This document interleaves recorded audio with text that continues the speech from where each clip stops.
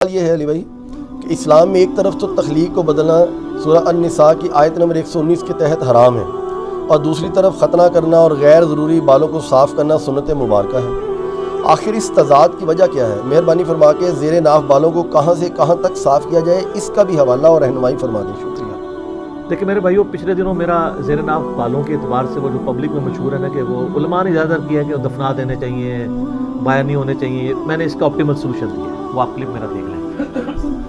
پہلے میں دوسرے پورشن کو ایڈریس کرتا ہوں کہ زیر ناف بال کہاں سے کہاں تک کاٹنے چاہیے۔ پہلے اس کی حکمت آپ سمجھ لیں، یہ غیر ضروری بال جو صاف کیے جاتے ہیں یہ وہی بال صاف کیے جاتے ہیں جہاں پر پسینہ جمع ہوتا ہے، کیونکہ پسینہ جمع ہونے کی وجہ سے وہاں پہ بدبو پیدا ہوتی ہے، تو اسلام نے یہ پاکی کا نظام رکھا ہے۔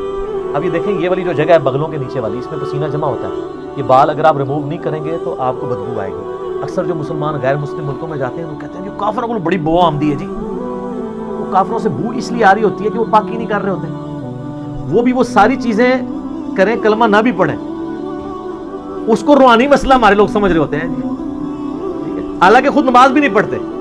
ضرورت تو آپ سے بھی بدبو آنی چاہیے، کیونکہ صحیح مسلم میں 246 نمبر حدیث ہے، بندے کے کفر اور ایمان، شرک اور ایمان میں فرق نماز ہے، لیکن اللہ نے دنیا میں پردہ ہی رکھا ہوا ہے، وہ بدبو کی وجہ ان کی پاکی نہ کرنا ہوتا ہے۔ پاکی کریں تو آپ دیکھ لیں، کوئی مسئلہ نہیں ہوگا، نہیں آئے گی بدبو۔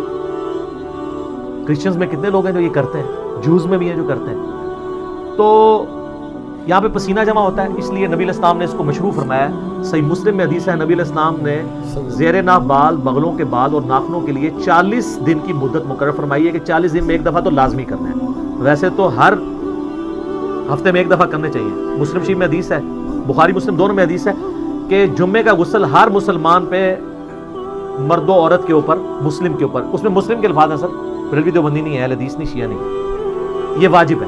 اور اس کی ایکسپلینیشن صحیح مسلم میں ہے کہ ہفتے میں کسی ایک دن کریں، جمعے کا دن ہو تو زیادہ بہتر ہے، جس میں الفاظ ہیں جس میں وہ اپنے جسم کی صفائی کریں۔ صفائی میں صرف میل اتارنا نہیں ہے، یہ غیر ضروری بالوں کو بھی صفائی کہا جاتا ہے، یہ عربی لنگوسٹک میں محاورتاً بات یوز ہوتی ہے، جیسا کہ بخاری کے اندر حدیث موجود ہے کہ نبی علیہ السلام نے فرمایا کہ جب بچہ پیدا ہو تو اس کی طرف سے عقیقہ کرو اور اس سے گندگی کو دور کرو، اور ترمذی ابو داؤد میں وہ گندگی کیا ہے؟ اس کے بال ریموو کرنے آپ، جس میں کہتے ہیں چانڈ لوانا، اور وہ فرمایا کہ 7ویں دن عقیقہ کرو، ترمذی ابو داؤد میں اس کا نام رکھو اور اس سے گندگی دور کرو، اس کی طرف سے صدقہ اور خیرات کرو۔ تو یہ ان جگہوں پہ پسینہ جمع ہوتا ہے۔ اسی طریقے سے جو ران کے جو جوڑ ہیں وہاں پہ پسینہ جمع ہوتا ہے، جس کو آپ یعنی تھائی کہتے ہیں، تو تھائی پوری کے بال ریموو نہیں کرنے ہوتے، صرف اتنے حصے کے جو شرمگاہ کے ساتھ ٹچ کر رہا ہوتا ہے۔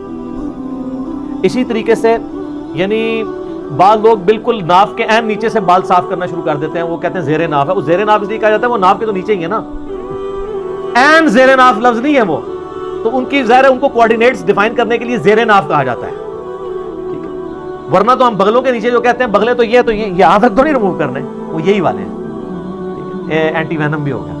تو زیر ناف سے مراد ہے کہ جتنے حصے میں یعنی شرمگاہ ٹچ کرتی ہے، چاہے وہ ران والا حصہ ہو یا اوپر والا، اور اس کا بڑا آسان طریقہ ہے کہ پیٹ کا جو جوڑ ہے نچلے دھڑ کے ساتھ، جہاں پہ پیٹ ختم ہوتا ہے نا، وہ ناف سے تھوڑا نیچے جا کے ختم ہوتا ہے، اس کے پاس سے جو حصہ ہے نا وہ آپ نے بال صاف کرنے شروع کرنے ہیں۔ شرمگاہ کے اوپر جتنے بال ہیں، دائیں بائیں جو حصہ شرمگاہ سے ٹچ کرتا ہے، یعنی وہ جہاں پہ پسینہ جمع ہوتا ہے وہ، حتیٰ کہ جو بڑے استنجا کرنے کی جگہ ہے وہاں تک، پیٹھ وغیرہ کے بال ریموو کرنے کی ضرورت نہیں، یہ اتنے پورشن کے۔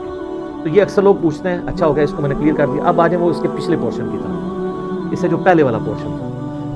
سورہ نساء کی آیت نمبر 119 کا آپ نے حوالہ دیا، وَلَآمُرَنَّهُمْ فَلَيُغَيِّرُنَّ خَلْقَ اللَّهِ، شیطان نے کہا تھا اے اللہ میں تیری مخلوق کو ابھاروں گا کہ وہ تیری تخلیق کو بدلیں گے،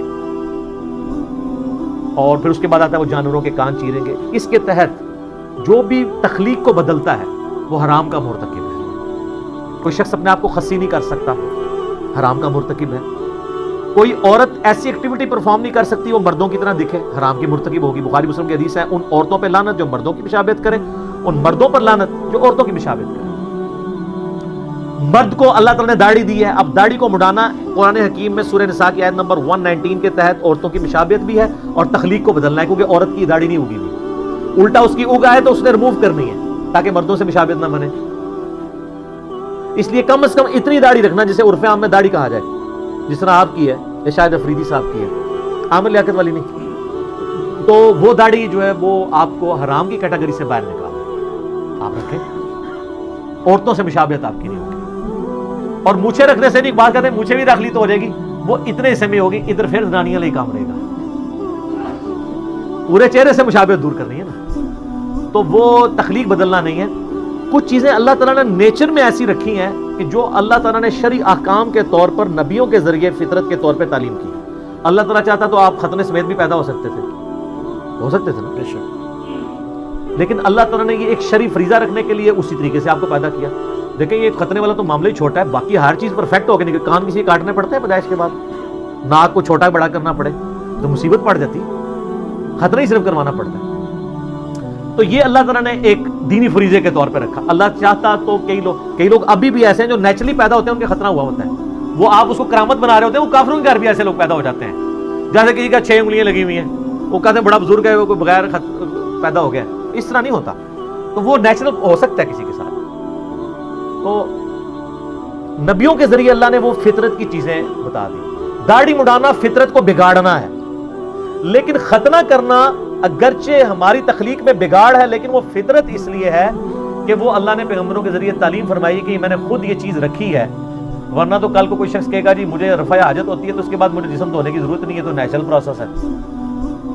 تو ہم رفع حاجت کے بعد، وہ کافر بھی ہے، وہ بھی ٹیشو پیپر کے ذریعے صفائی کرتا ہے نا، اسے فطرت تو نہیں سمجھ رہا ہوتا، اس کی صفائی کرنا فطرت. اس طرح یہ کرنا یہ فطرت اس لیے ہے کہ جو لوگ ختنے نہیں کرواتے ہیں وہاں پہ کھال کے اندر میل جم جاتی ہے اور مختلف بیماریوں کا سبب بنتی ہے. وہاں پہ پسینہ جمع ہی رہتا ہے، میل جمع ہی رہتی ہے، اس سے وہ ایکسپوز ہو جاتی ہے کھال.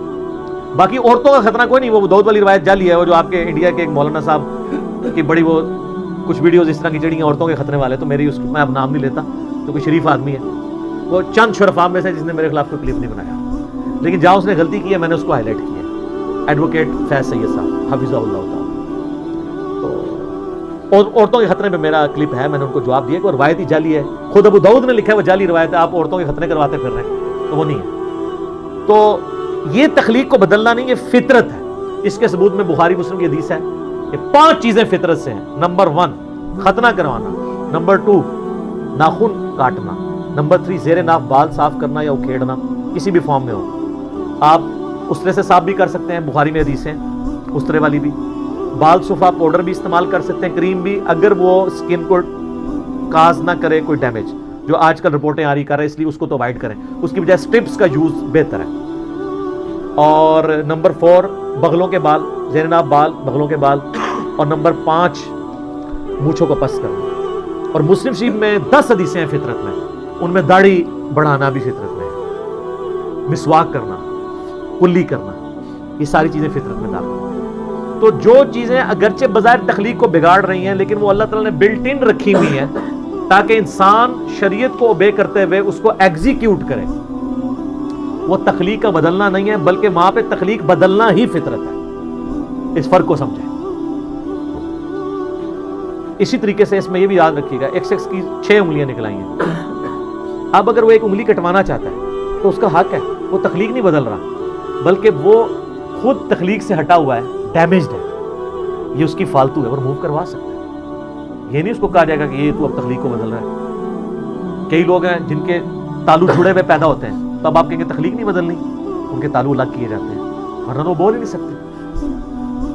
کئی لوگ، حتیٰ کہ ابو داؤد میں حدیث ہے کہ ایک صحابی کی ناک کٹ گئی تو اس نے چاندی کی ناک بنوا کے لگائی، لیکن اس میں بدبو پڑ گئی. ظاہر ہے چاندی تو اتنی کروجن ریزسٹنٹ اس کے اندر موجود نہیں ہے، ریزسٹنس نہیں ہے ریزسٹنس.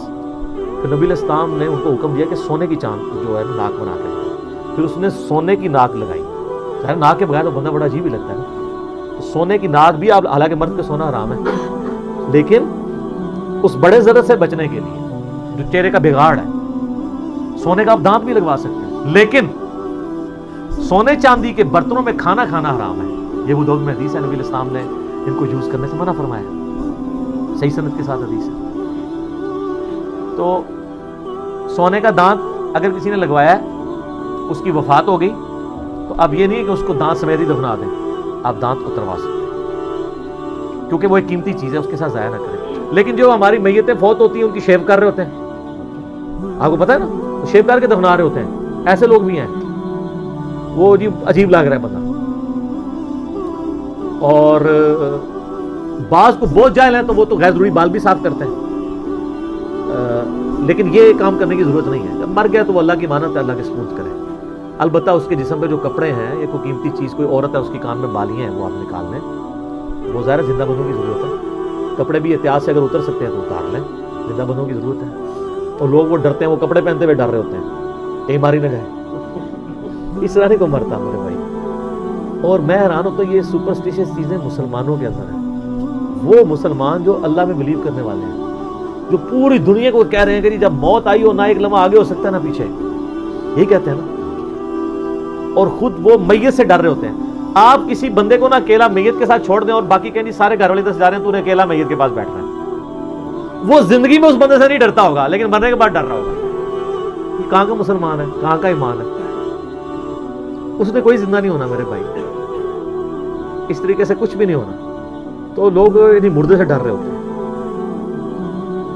یہ ایک المیہ ہے مسلمان. مغرب کی اذانیں شروع ہوا جاتی ہیں تو ملتے ہیں اذان مغرب کے وقفے کے بعد.